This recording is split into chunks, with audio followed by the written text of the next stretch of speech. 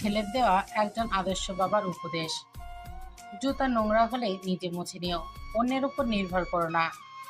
কাউকে কামাল, কাজের লোক বা বুয়া বলে নয়, সম্মান দিয়ে নাম ধরে ডেকো, কারণ তারাও কারো না কারো প্রিয়জন। বয়স, শিক্ষা বা পদে ছোট হলেও কাউকে ছোট করে দেখো না, নইলে তুমি নিজেই ছোট হয়ে যাবে। পড়াশোনা করে উন্নতি করো, কিন্তু কারো ঘাড়ে পা দিয়ে নয়। কাউকে সাহায্য করলে তা প্রকাশ করো না, কারণ আসল দান নিঃশব্দে হয়।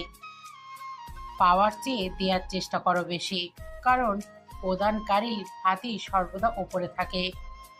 এমন কিছু করো না যাতে তোমার পরিবার লজ্জিত হয়।